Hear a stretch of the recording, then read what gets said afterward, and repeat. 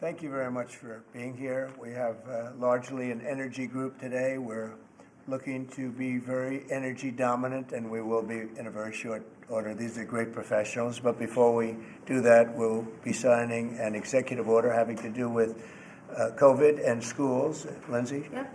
So this first executive order, it prohibits federal funding for COVID-19 mandates, vaccine mandates in schools. Okay, and that will meaning they want to clear that up, Yep. the discrepancy. So any schools that require students to be vaccinated with COVID-19 shot, then there's no more federal funding. So. Okay.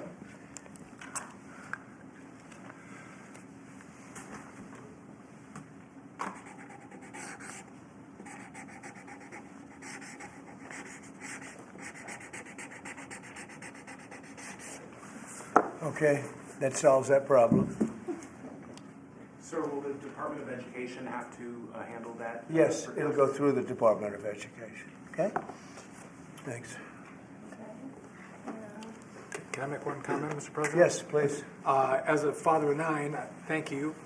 We should have parental freedom to decide what vaccines our kids take, as opposed to school systems and governors forcing upon the people that love these kids the most, which is the parents. So thank you for citing that. Great, thank you very much. People wanted that very badly.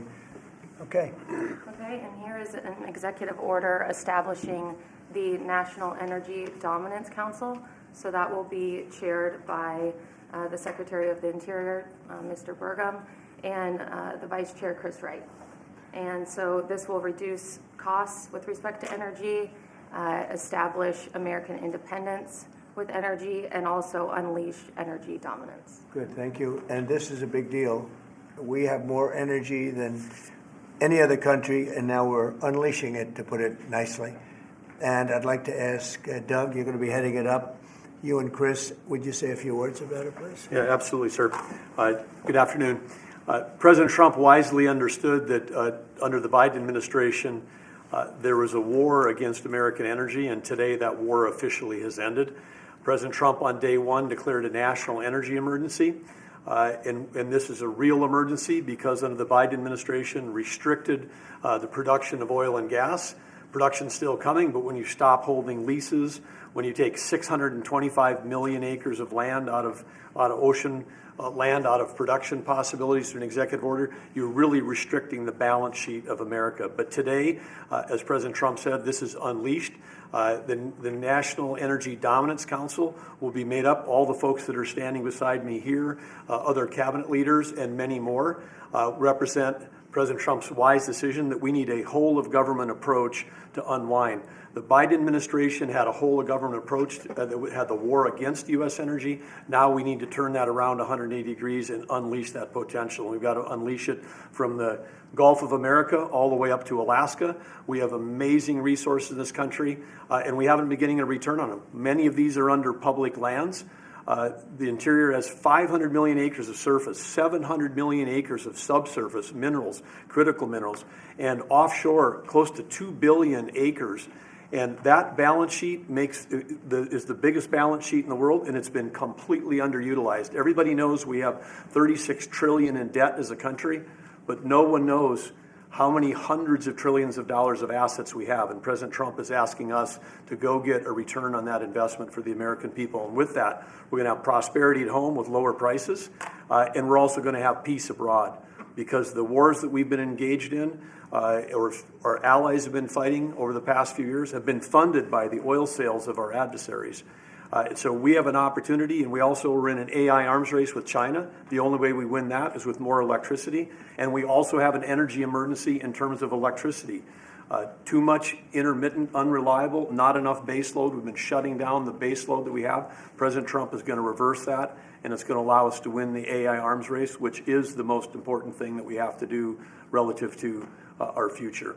So with that, I want to say again, thank you to President Trump, and I want to thank my fellow members of the Energy Council here. I'm going to kick it over to the Vice Chair, Chris Wright, who's the Secretary of the Department of Energy. Thank you, Secretary Burgum.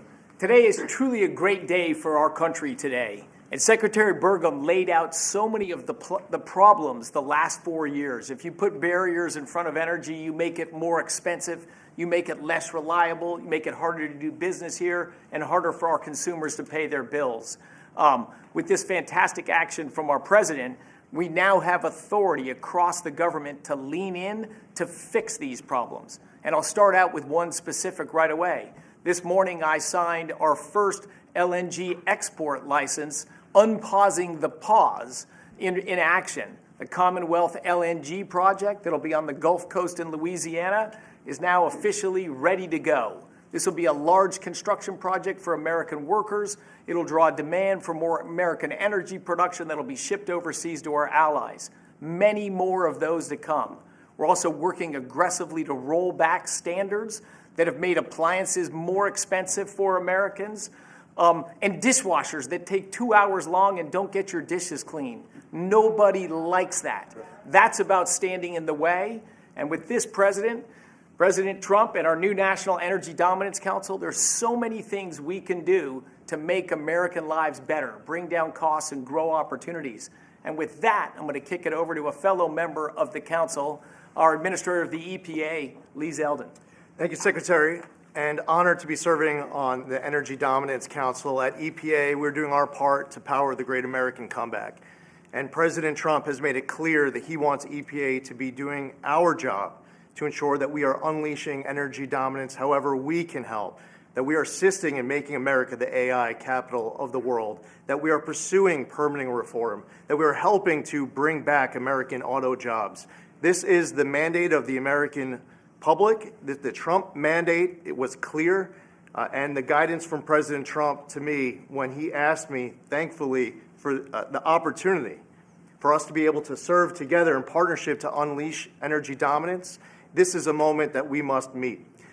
To that end, it is important to note that the prior Biden-Harris EPA issued a waiver to California for tailpipe emissions. This was a rule that should have been submitted to Congress. We will submit it to Congress. Congress will have the opportunity through the Congressional Review Act to make that waiver go away. We will do everything in our part to help the American people to make life in America more affordable. The golden age of American success is upon us. If you're excited about the last 3 weeks, that was just a taste of the main event, the entree to come, the next 4 years being the greatest term in the history of the American presidency. With that, I'd like to introduce Sean Duffy. Thank you. So, first of all, thank you for the work on dishwashers. We use more water to wash our dishes before we put them in the dishwasher. That's right. We're not saving water, we're using more water, so thank you for that. But I'm also joining the EPA. We've introduced our rules to start to look at the CAFE standards. So we're looking at how much it costs for end users when they put gas in their car. And the Biden era standards are costing billions of dollars in taxes and carbon credits, which drive up the cost of vehicles. And so we're going to remedy that, rectify it, and make sure we're bringing down the cost of a car, number one. Number two, if I could just mention, Mr. President, per your direction, we are going to move forward with a permitting process for the Texas Gulf Link deep water port, making sure we can move energy in and out of the country. So that was held up for 5 years. And it was stonewalled, bureaucrats got in the way. We're now going to move forward with that, making sure we have great oil infrastructure in the country. Great, thanks. Great And job. Howard Lutnick? Yes. So, the nanny state, you're feeling the end of the nanny state. From straws made of paper to regulation endlessly harming Americans and holding us back. It slows down our production and manufacturing, which we were talking about with the Prime Minister of India yesterday. You're hearing that about energy dominance. It's going to go away. We're going to care about Americans. The Trump administration and this president cares about Americans, and you're going to feel it change. You're going to feel the price of energy coming down. You're going to feel prices coming down. You're going to feel an explosion. The golden age of manufacturing of America has always been there. It's just been stifled by regulation, and that time is over. Thank you very much, Howard. Please.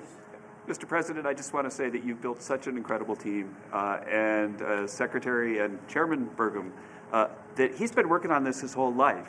And so what I expect you to see, sir, is action as early as next week that is going to shock people about how good it is for Americans. And so thank you for your leadership, sir.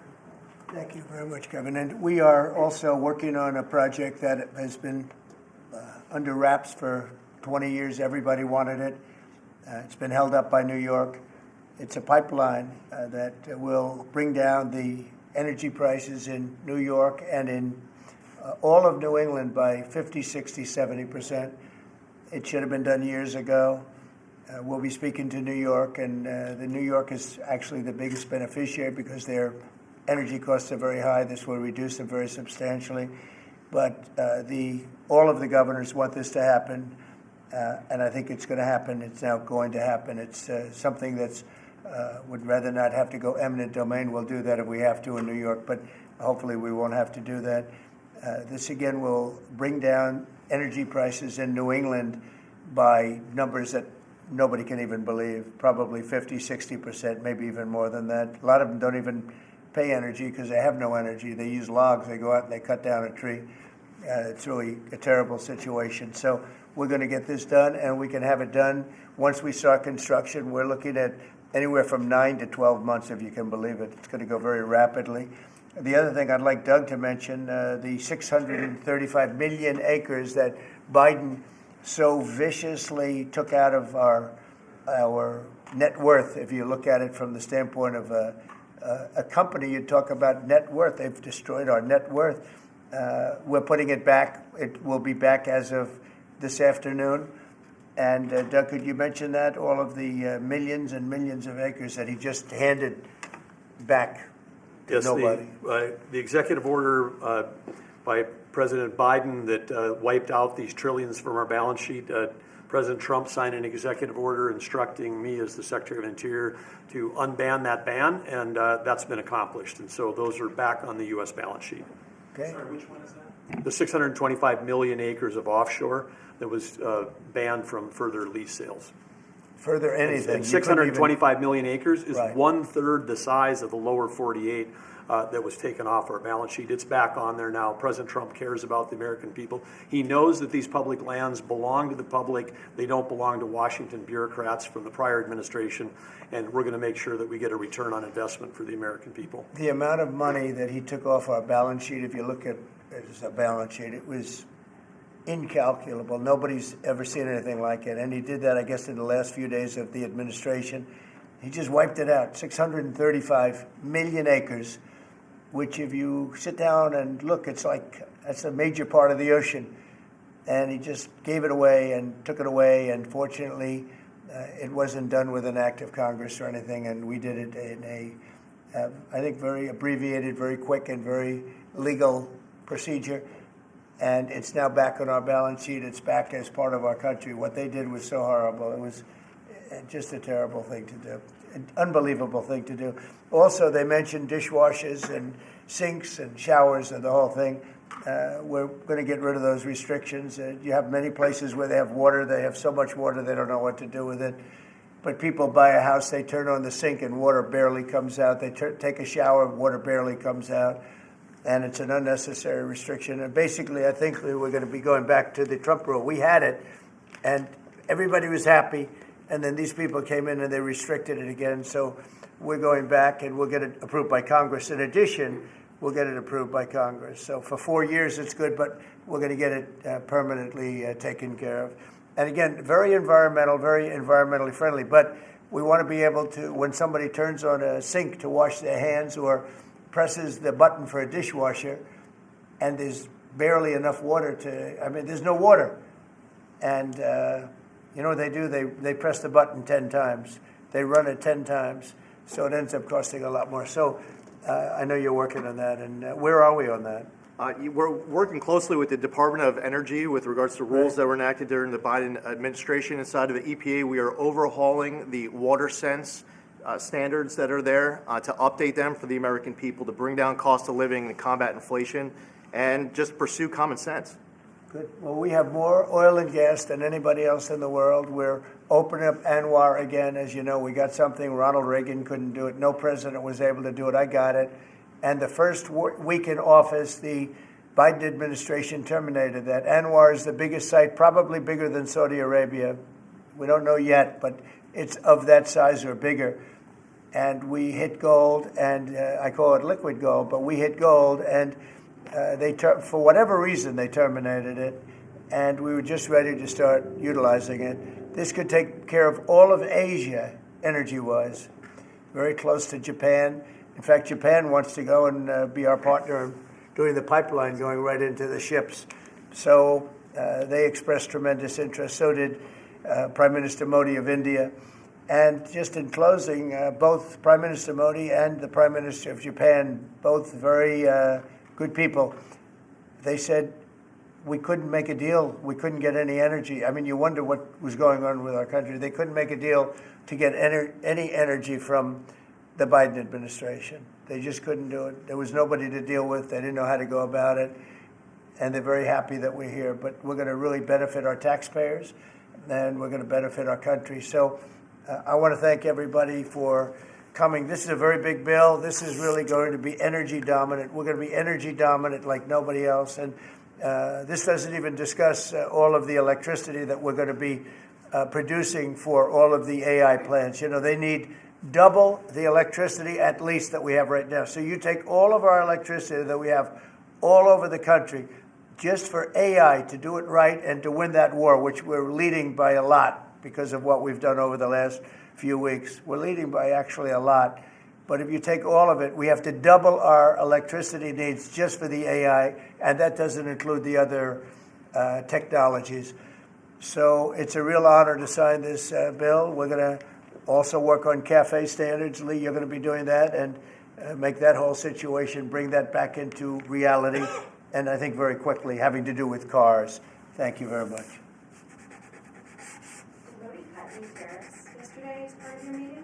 No, but in 2 weeks we will have another one. Yesterday was very big.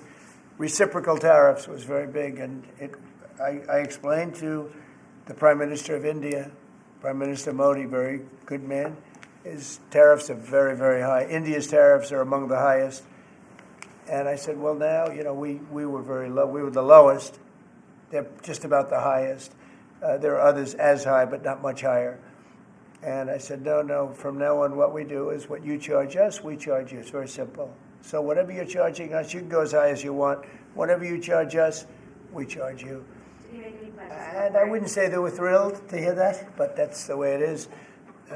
Tariff, I told you, is a beautiful word. Fourth most beautiful.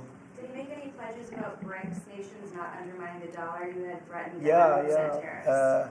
BRICS, the BRICS nations, I think that's breaking up very rapidly. We said that if they're going to go and do anything to undermine the dollar, that includes China.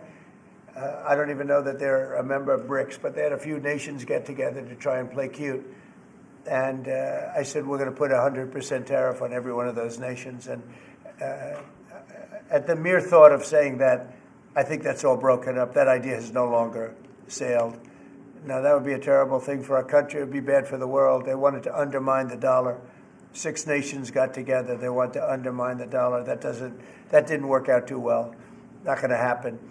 And we're getting along with a lot of nations now, frankly. There's a lot of respect for the United States. We have regained the respect that we should have, but we've also done things to deserve it. I mean, we've freed up our country, and you're going to see this is basically energy dominance, and it's going to be environmentally clean, environmentally wonderful, and taxes will be very reasonable based on this. We're going to make more money than anybody's ever made with energy. We have more energy than anybody else, and it's clean energy, very clean, beautiful energy. We're lucky. We have it. I call it liquid gold under our feet, and we're going to utilize it. So this is a very big bill, and I have a very talented group of people behind me. This gentleman was the #1 man in all of the oil industry. They said there's nobody like him, Chris Wright. And you know Doug. Doug actually made a tremendous fortune in technology, and he said, I'm going to run for the governorship of, he loves this state, of North Dakota. And he did, and he made it so energy powerful that I think you're more proficient in energy than technology, but what do I know? And this guy, everybody knows him, Sean. He's been, he's done a fast study on transportation, and he knows, he's learned a lot over the last few months. He's learned a lot. He's really been great. And Howard has built one of the great companies, Cantor Fitzgerald. It was wiped out, completely wiped out, other than a few people left in Europe. And he rebuilt the company into a bigger, better company. Cantor Fitzgerald is one of the most, absolutely one of the top companies on Wall Street, stocks, bonds, trading. And he took that, I mean, he literally watched the plane go into the building, go into the World Trade Center. Amazing story. That alone is an amazing story. He was delayed because his wife insisted that he finally, after years, take his child to school. So he took his child to school that one day, because normally he would have been in the building at 6 o'clock in the morning. That's that business, right? So you owe your wife a lot and your child a lot, right? But his wife insisted that he take his child to school. For 5 years he didn't do it. He was horrible. What kind of a father was he? Okay, I'll do it.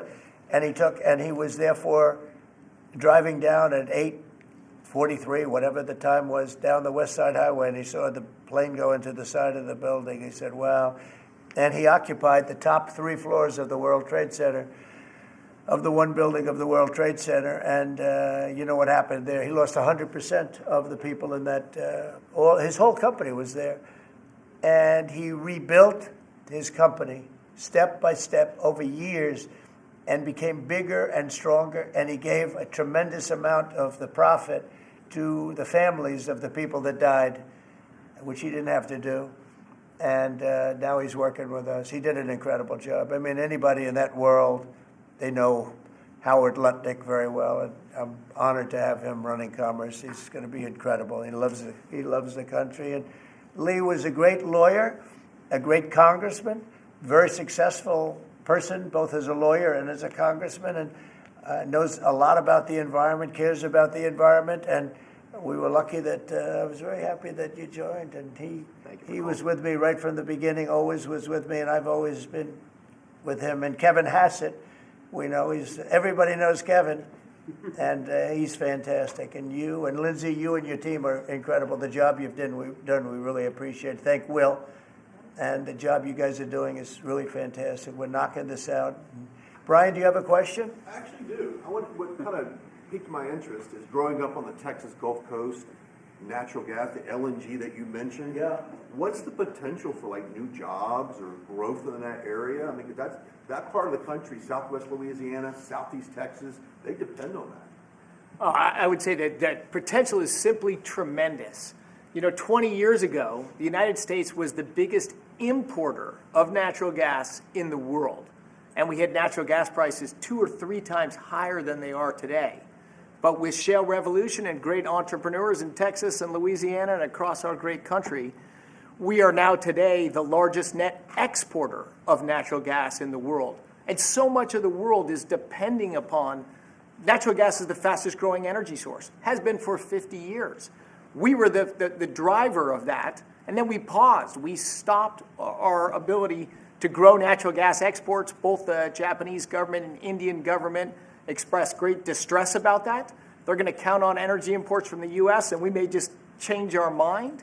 So I think they're thrilled to see the actions of this president say America's open for business. Yes, we have the energy, we have the people, we have huge job opportunities and investment opportunities, not just in the oil and gas industry, but all those surrounding communities that are lifted up by that more production here. And as we produce more production at scale, not only does it allow us to export, but it becomes more efficient, and it helps us drive down the cost for our domestic consumers as well. Yeah, I know they're really happy to just let you Thank you. Thank you, Brian. And I will say this, that this all started 8 years ago when I got elected. We were doing this, not to the extent that we're doing it now, but we were doing this, and we became number 1 in oil and gas by far. And we were number 3, even number 4, some would say. When I left, we were number 1 by a lot. And then they pulled way back, and the prices started going through the roof. And then they went back to my plan, but by that time the prices had already gone up. So they really disrupted it. But now we're going to take it to a new level. It's going to be amazing. And we're also, it's very powerful, clean coal. We have more coal than anybody. This is good, beautiful, clean coal. And if you notice, China's opening up a coal plant a month. Germany is now opening up a coal plant every 2 months. Very powerful. It's probably the most powerful source of energy in terms of generation of electricity and other things. And we're going to utilize our good, clean, beautiful coal and oil and gas. We have more than anybody of everything, and we're going to take advantage of it. And I appreciate everybody being here. Mr. President, please. Can I ask you, sir, about what's happening in Munich? Senator Roger Wicker shepherded Defense Secretary Hegseth through his confirmation. He got him through that process, and then he had some tough words for him overseas. He said it was a rookie mistake for Secretary Hegseth to outline what would or would not happen as far as Ukraine's membership in NATO goes.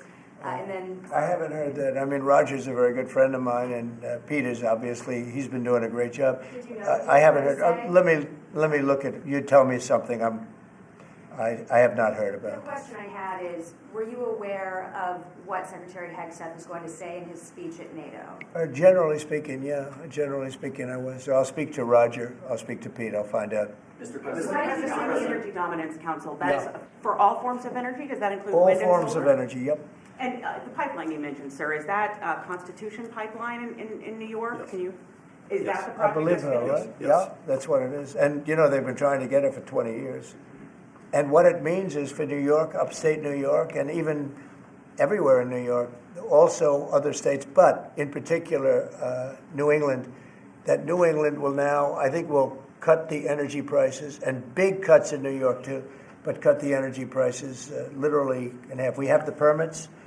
We have permits that just about everything we need a New York permit, and I would imagine they want to do it because their energy prices will come down so far. And it's a lot of jobs for New York. It's a great thing for New York. Everybody wants it. We'll be meeting with the various governors, Governor of New York, and the other governors too. And we can have it built in about 9 months, let's say 1 year, but we can actually have it built in pretty close to 9 months. It's all set. We have most of the permits, almost all of the permits. And on just, you're prioritizing energy dominance today. You've also prioritized trade balance. The oil industry is a little worried about the steel tariffs. I mean, they put 20,000 feet steel in the ground at a well. How will you balance that? Is there a possibility? You're talking about steel and aluminum. Indeed, steel tariffs. So the steel, I saved the steel industry in my first term by putting on tariffs because China was dumping massive amounts of steel. Others also, but mostly China. And I put very substantial, we took in $600 billion worth of tariffs from China. No other president's taken up, literally haven't gotten 10 cents from China, not 10 cents. And hundreds of billions of dollars came in from China. And they understood it. They understood what I did. But the dumping stopped. And had I not done that, you wouldn't have one steel mill, I think I can say, not one steel mill operating in this country. And we need steel. We need steel. I mean, there are some things you have to have, and steel is one of them for military, et cetera. So I think steel is going to be very strong. It's going to be very strong. I think it'll go back to being really powerful. We saved it. I mean, we were talking about U.S. Steel last week. U.S. Steel would have been closed, totally closed. We saved it. And now it's going to become, I think, very, very profitable. The tariffs are going to save a lot of industries. Mr. President, U.S. Steel, can I just follow up on U.S. Steel just go very ahead, quickly, finish sir? If the Japanese company that's interested in U.S. Steel wants to take a minority stake as opposed to full ownership, is A that minority fine? stake I wouldn't mind greatly, but what they're doing right now is they're going to be investors, and they're going to be investing in, I think, debt and various other things. But we didn't want to let U.S. Steel go to a foreign company. U.S. Steel was the greatest company in the world for a period of 15 years. It was, you know, it was the big deal 80 years ago or so. And psychologically, we can't even think about letting that happen. But what is going to happen, and we've already seen it, you see it in the stock price, with the tariffs, U.S. Steel is going to be a real powerhouse again. Mr. President, if I could just follow up on Jackie's question about Munich. Vice President Vance's speech to the conference has ruffled quite a few feathers in Europe. What did he say to ruffle them? I don't know. He was talking about the freedom of speech and migration in Europe. Do you believe that European leaders have a fundamentally different view of the world than this administration's? Well, I heard his speech, and I tell you, you're talking about JD's speech, right? Yes, sir. I heard his speech, and he talked about freedom of speech, and I think it's true in Europe. They're losing their wonderful right of freedom of speech. I see it. I mean, I thought he made a very good speech, actually, a very brilliant speech. Yeah. Europe has to be careful. And he talked about immigration. And Europe has a big immigration problem. Just take a look at what's happened with crime. Take a look at what's happening in various parts of Europe. I thought his speech was very well received, actually. I've heard very good remarks. And in regards to Ukraine as well, yesterday you mentioned that you thought Ukraine's NATO aspirations were one of the main reasons that the war broke out. Who do you blame for the war, Ukraine or Russia? Well, I think that there were a lot of people to blame. All I can say is very simply, if I were president, that war would never have happened. And you know what else wouldn't have happened? The Middle East wouldn't be all blown up, and October 7th wouldn't have happened either. Those two areas, you wouldn't have inflation, you wouldn't have October 7th, you wouldn't have Russia and Ukraine fighting. None of those things would have happened if I were president. Mr. President? Yeah, please. You mentioned auto tariffs the other day. Yeah. When do you plan to unroll? Howard, I'd say over the next sometime, or maybe around April 2nd. I would have done them on April 1st. Believe it or not, I'm a little superstitious. No, literally, we had it planned for April 1st. I said, let's make it April 2nd. You know how much money that costs? That costs a lot of money just that one day. But we're going to do it on April 2nd, I think. Is that right? That's right. Okay. Thank you. The lead prosecutor in Eric Adams' case resigned today, saying anyone who didn't press forward would be a coward. What's your reaction to that and to the overall implication that politics were at play here? Well, I don't know about it. I mean, obviously, I'm not involved in that. But I would say this, that if they had a problem, and these are mostly people from the previous administration, you understand, so they weren't going to be there anyway. They were going to all be gone or dismissed. If not, they know on Tuesday they're all being dismissed. The whole country is being, because what you do is you come in and you put new people in. So when you say resign, they're going to be gone anyway. But I know nothing about the individual case. I know that they didn't feel it was much of a case. They also felt that it was unfair with the election. Look, I would know that better than anybody because I was weaponized more than any human being in the history probably of the world.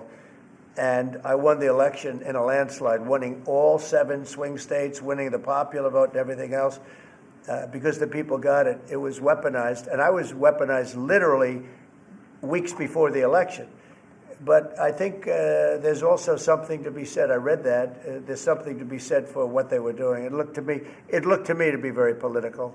But why didn't they bring this up like 4 or 5 weeks ago, 6 weeks ago, or whenever it happened? They just sat around and didn't complain. Then all of a sudden they complain, and they know they're all being dismissed anyway. So, that's the way it is. That's called politics, I guess. Yeah, please. Earlier this week, you predicted that all hell would break loose if Hamas didn't hand over all of their hostages. What do you expect to happen tomorrow in terms of... I don't know what's going to happen tomorrow at 12 o'clock. It was up to me. I'd take a very hard stance. I can't tell you what Israel's going to do. But I watched the last people come out, and I looked at a before and an after picture. One guy was a big, strong, healthy guy. You could say he was a little bit overweight. He's not overweight anymore. He looks like he just came out of the Holocaust. It looks like a Holocaust picture. I've looked at him for a long time, and they've been treated very badly. A young lady came out last week. Her hand was blown off. I mean, literally, her hand was trying to stop a bullet that was headed for her face. She put up her hand. She goes like this and wiped out her fingers and a lot of her hand. Now, I would take a different stance, but it depends. Look, it depends what Bibi's going to do. It depends what Israel's going to do. But and now I understand they've totally changed. Hamas has totally changed. They want to release hostages now again. But you have to see, this started by them saying, we're not going to release the hostages as we said we were. I said, good. You have till 12 o'clock on Saturday, which is tomorrow at 12 o'clock to do it. And we didn't hear anything. Then all of a sudden, 2 days ago, they said, no, we've decided we're going to release the hostages. So, but I actually think they should release all of the hostages. Remember, they're probably as bad as they looked, I mean, I don't like to say that, but they looked real bad 4 days ago, 5 days ago when I saw them. And the young ladies that came out were treated really badly. You don't know what happened, but I do. They were treated really badly. But as bad as they look, the ones that follow probably will look a lot worse. I think they're sending out their most healthy. And they've been hit hard on that, Hamas. So they probably didn't want to release. But they changed their mind. I said 12 o'clock tomorrow, and all of a sudden, 2 days ago, yesterday, they said they're going back to releasing. But this all started by them saying, we are not going to release any more hostages. And then yesterday they said they are going to release the hostages. But I think they should release all of the hostages. About 75,000 workers took this deferred resignation. It's a little bit short of the 5 to 10% goal you were hoping to hit. Do you think you'll have to make up the rest of that number in layoffs? No, look, that's 75,000 more than we would have had. And nobody knows what that final number is, because in the end, I think a lot of people aren't going to show up to work. A lot of people, they got used to staying home and quote, working. But, I wonder if they had other jobs or other things. They have a lot of problems with that. No, 75,000 is a lot of people. And we paid them well. We gave them a lot of months of severance pay, if you call it that. But no, I think you'll probably have some more, too, in addition. It's a big, tremendous saving for our government. We want to downsize government, but make it better. Run it better, but downsize. Yeah, please. So, may I ask about the UK? I understand that you had a phone call with Keir Starmer yesterday. I did. I just signed a letter to him. He asked for a meeting, and I agreed to the meeting. We're going to have a friendly meeting. Very good. We have a lot of good things going on. But he asked to come and see me, and I just accepted his asking. Do you have a date for that, sir? And what do you hope to Very soon. I think he wants to come next week or the week after. And what do you hope to discuss? I don't know. It was his request, not mine. But, I've met him twice already. We get along very well. He's a very nice guy. Thank you very much, everybody. Thank you. Thank you very much. Appreciate it. Thank you, Brian. Thank you, press. Thank you, press. Thank you, press. Thank you, sir. Thank you. Thank you, sir. Thank you. Good job.